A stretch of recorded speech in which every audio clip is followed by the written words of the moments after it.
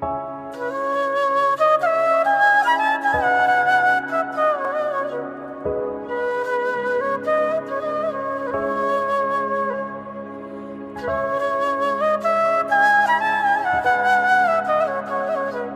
everyone, আসসালামু আলাইকুম। This is me Nusrat Jahan Mou and welcome back to my channel. সবাই কেমন আছেন? কী অবস্থা? আশা করছি সবাই ভালো আছেন। আলহামদুলিল্লাহ আমরাও ভালো আছি। চলে এলাম নতুন একটি ব্লগ নিয়ে। আশা করছি আমার আজকের এই ব্লগটি আপনাদের কাছে ভালো লাগবে। আজকের ব্লগটা আমি বিকাল থেকেই শুরু করেছি। আজ খুব চুষি পিঠা খেতে ইচ্ছে হচ্ছিল, আর তার জন্যই এখানে আয়োজন করা হচ্ছে।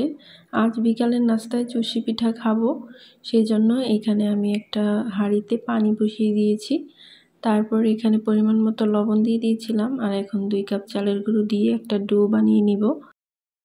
আমার চালের গুঁড়াটা ফ্রিজে ছিল, সেই জন্য পানির পরিমাণটা এখানে আমি কম দিয়েছি। 2 কাপ চালের গুঁড়োর জন্য আমি এখানে 3 কাপ পরিমাণে পানি দিয়ে তারপর ডোটা বানিয়ে নিয়েছি।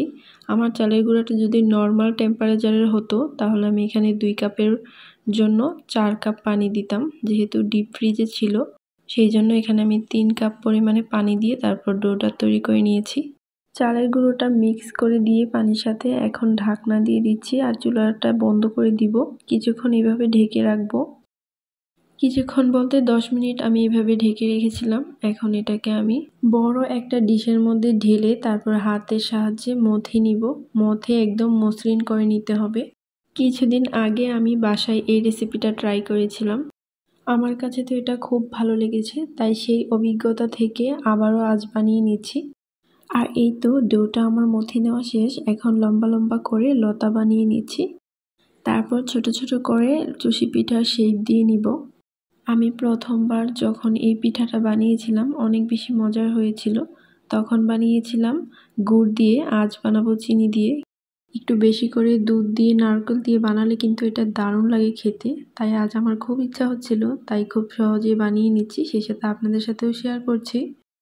ইউটিউবে অনেককেই দেখলাম অনেকভাবে এই পিঠাটা বানায়, কিন্তু আমার কাছে এভাবে হাতে বানাতেই বেস্ট লাগে। আর এইভাবে বানানোর পদ্ধতিটাই কিন্তু অথেন্টিক পদ্ধতি। এইভাবেই কিন্তু সবাই যুগ যুগ ধরে বানিয়ে আসছে। আর এখন ইউটিউবে ভাইরাল হওয়ার জন্য অনেকেই অনেকভাবে দেখায়, যদিও সেটা কার্যকরী নয়। আমি নিজেও অনেক ভিডিও দেখেছি, কিন্তু ওইভাবে ট্রাইও করেছি, আসলে ওইভাবে হয় না, আর ওইভাবে দেখতেও ভালো লাগে না। তাই আমি এইভাবেই আজ বানিয়ে নিচ্ছি। ওইভাবে বলতে আমি বোঝাচ্ছি, অনেকেই দেখলাম যে গ্রেটার তারপর ঝাঁঝরি চামচ দিয়ে বানিয়ে দেখাচ্ছে। তো ওই গ্রেটার আর ঝাঁঝরি চামচ কোনোটা দিয়ে আসলে এই পিঠাটা তৈরি হয় না, এইভাবেই বানাতে হয় হাতের সাহায্যে। এই তো আমার কিন্তু পিঠাগুলো বানানো হয়ে গেছে, অনেক সুন্দর হয়েছে মাশাআল্লাহ। এই চুষি পিঠাটাকে আমরা গ্রামের ভাষায় ছড়া পিঠা বলি, আবার অনেকে সেমাই পিঠা বলে। আপনারা এই পিঠাটাকে কী নামে চিনেন সেইটা কিন্তু আমাকে কমেন্টে জানাতে পারেন। আজ ভিডিওর এই পর্যায়ে এসে প্রতিদিনের মতো একটা রিকোয়েস্ট করে নিচ্ছি, যেটা আমি সবসময় করে থাকি। যারা এখনও আমার চ্যানেলটিকে সাবস্ক্রাইব করেনি প্লিজ আশা করছি সাবস্ক্রাইব করে নেবেন। আর যারা এখনও ভিডিওতে একটা লাইক দেননি প্লিজ একটা লাইক দিয়ে দিবেন। আর যারা এই কাজগুলো অলরেডি করে প্রতিনিয়ত আমার পাশেই আছেন তাদেরকে অনেক অনেক ধন্যবাদ। আর এই যে এখানে আমার দারুচিনির জারে দারুচিনি প্রায় শেষ, অল্প আছে, তো এখান থেকে কিছুটা নিয়ে নিলাম। আর এই দিক থেকে হাঁড়িতে আমি দুধ বসিয়ে দিয়েছি। এখন এই দুধের মধ্যে 3 টুকরা দারুচিনি আর 2টা এলাচ ফাটিয়ে দিয়ে দিয়েছি। তারপর দিয়ে দিলাম একটা তেজপাতা মাঝখান থেকে ছিঁড়ে। তেজপাতা, দারুচিনি আর এলাচ এগুলো ফ্লেভারের জন্য দিয়েছি। আর এখন দিয়ে দিব পরিমাণ মতো চিনি। যে যতটুকু মিষ্টি খেতে পছন্দ করেন সেই অনুযায়ী দিবেন। আমি এই বড় চামচ দিয়ে 2 চামচ পরিমাণে চিনি দিয়েছি এর মধ্যে। চিনিটাকে দিয়ে ভালো করে নেড়েচেড়ে দুধটাকে একটু সময় নিয়ে জাল করে নিব। দুধটাকে সময় নিয়ে জাল করার একটাই কারণ, যাতে করে দুধটা একটু ঘন হয়। দুধটা একটু ঘন হলে এই পিঠাটা খেতে আমার কাছে ভালো লাগে।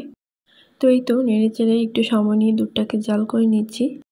আর এখন টেস্টটাকে ব্যালেন্স করার জন্য একটু লবণ দিয়ে দিচ্ছি। যে কোনো মিষ্টি খাবারে একটু লবণ ব্যবহার করলে এতে করে মিষ্টির স্বাদটা দ্বিগুণ হয়ে যায় আমার কাছে মনে হয়। এর মধ্যে দুধটা জাল করে নেওয়া হয়ে গেছে। এখন চুষি পিঠাগুলো দুধের মধ্যে ঢেলে দিব।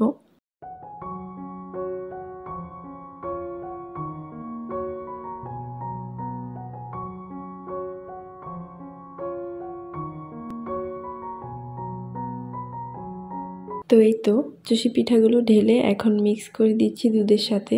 এই পিঠাগুলো সিদ্ধ হয়ে গেলেই কিন্তু চুষি পিঠা রান্না একদম রেডি।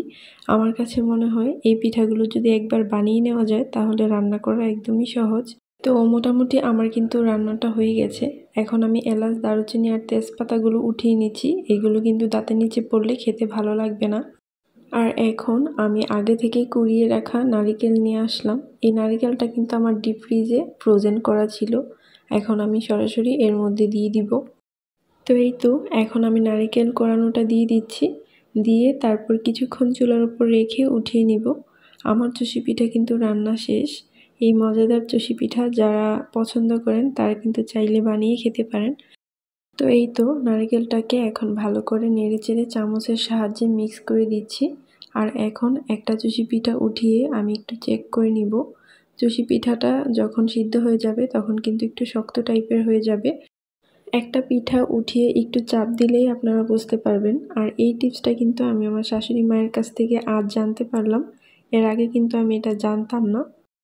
আসলে কোনো কিছু কিন্তু নিজে থেকে জানা যায় না, করতে গেলে তারপর বানাতে গেলে আস্তে আস্তে শেখা হয়ে যায়। 2 বার বানিয়ে আমি ভালোই অভিজ্ঞতা অর্জন করেছি। নেক্সট টাইম যখন বানাবো তখন আরও ভালো পারবো ইনশাল্লাহ। তো এই তো মজাদার গরম গরম চুষি পিঠা আমি একটা মাটির হাঁড়িতে। মজাদার ইয়াম্মি খাবারগুলো যদি সুন্দরভাবে সার্ভ করা হয় তাহলে কিন্তু এটা খেতে আরও বেশি লোভনীয় লাগে। তো এই তো শীতের সন্ধ্যায় গরম গরম চুষি পিঠা খেতে খেতে আপনাদের কাছ থেকে বিদায় নিচ্ছি। সবাই ভালো থাকবেন, সুস্থ থাকবেন। কথা হবে নেক্সট ব্লগে। আল্লাহ হাফেজ। আসসালামু আলাইকুম।